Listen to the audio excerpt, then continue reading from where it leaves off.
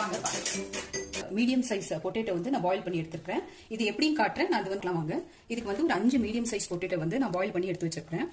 அதுக்கப்புறம் இதுக்கு தேவையான பொருட்கள் என்ன பார்த்தீங்கன்னா, ஒரு 2 மீடியம் சைஸ் ஆனியன் வந்து ஃபைனாக சாப் பண்ணி எடுத்து வச்சிருக்கேன். 2 கிரீன் சில்லி போதும். ஏன்னா நம்ம சில்லி பவுடர் ஆட் பண்றதுனால நம்ம கொஞ்சமா எடுத்துக்கிறேன். ஒரு 3 கிரீன் சில்லி கட் பண்ணி எடுத்துக்கிறேன். அப்புறம் புதினாவும் கொத்தமல்லியும் கொஞ்சமா எடுத்து அதை சாப் பண்ணி வச்சிருக்கிறேன்.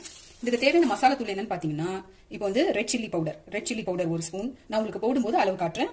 அது அப்புறம் ஒரு டீஸ்பூன் கரம் மசாலா, அதுக்கப்புறம் கொஞ்சம் ஒரு பிஞ்ச் வந்து ஜீரா பவுடர், அப்புறம் கொஞ்சம் மஞ்சள் தூள். அவ்வளவுதான். இதுக்கு தேவையான மசாலா தூள் இவ்வளவுதாங்க. இதுக்கு முன்னாடி என்ன பண்ண போறோம், நம்ம வந்து மாவு எப்படி ஃபர்ஸ்ட் வந்து ப்ரிப்பேர் பண்ணிடலாம். இந்த சப்பாத்தி அது போட போறோம் இல்லைங்களா, அதுக்கு அதை வந்து நம்ம ப்ரிப்பேர் பண்ணி வச்சுட்டு அதுக்கப்புறமா நம்ம மசாலா பண்ண ஸ்டார்ட் பண்ணலாம். இது வந்து கோதுமை மாவு எடுத்திருக்கேன். இப்போ இதுல தேவையான ஓமம் போட்டுக்கலாம்.